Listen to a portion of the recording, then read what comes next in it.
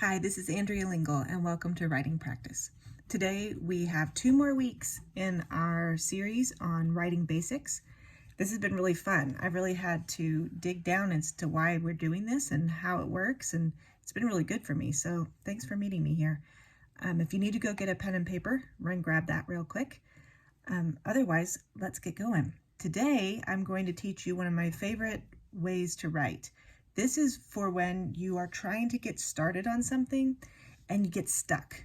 You might have an idea, you might not have an idea, but you're just trying to get something out on the page and it gets stuck. And what I like to call these exercises, and it's not just me, you can Google them, but they're called constrained writing exercises, and you can look lots of them up. There are lots of really fun ways to do them. One form that you might be really familiar with is the haiku. The haiku is a constrained writing form. It's constrained by syllables.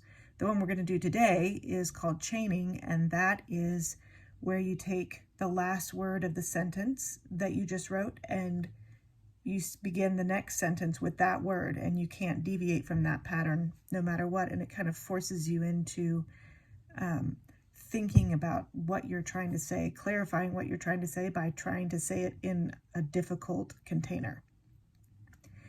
You're basically putting a little bit of sandpaper into your writing to grit out what it is you're trying to say.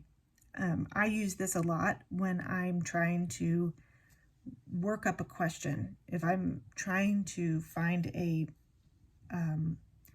topic that I want to explore, I'll use some of these constrained writing exercises to clarify the topic, because the hardest thing about writing, right, is finding your good question, what it is that you're writing about. If you're trying to write something with characters, you could, if you're having trouble figuring out how the character would behave in a certain situation, go find yourself a hook sentence from another book. Find some kind of cliffhanger sentence and write it down, and then try and use chaining or some of the other ones that you can find. Constrain yourself in some way, some artificial way, to force yourself to investigate the question or the character. If you're using this as writing practice, sometimes you can feel your writing practice getting a little stale.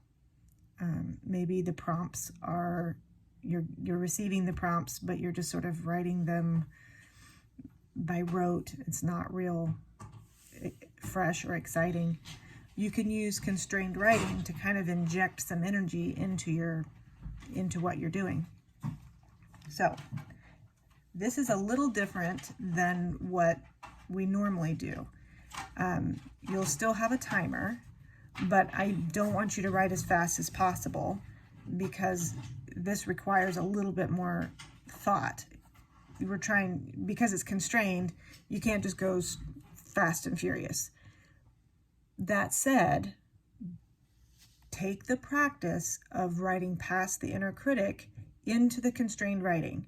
There are more rules with constrained writing, but I don't want you to criticize yourself as you're trying to write.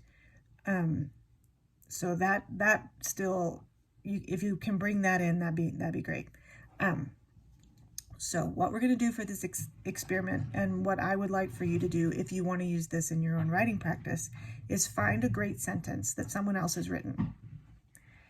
I'm taking a sentence from Barbara Brown Taylor's book, The Luminous Web, and it's just one that I underlined because I liked it. And it says, "The facts themselves do not supply the meaning." All right, so write that down on your paper. The facts themselves do not supply the meaning. Then what you're going to do, we'll set a 3-minute timer, and you're going to start the next sentence with the word meaning. And then you'll write your own sentence. And whatever that sentence ends with is what you'll start the next sentence with. It would be cheating, however, to write one big long sentence. That would be cheating. I want you to try and start at least 2 or 3 sentences, if not 4 or 5, in that 3-minute time. So, to recap, what we're going to do is we're going to do a constrained writing exercise called chaining, where you start each sentence with the word that ended the sentence before.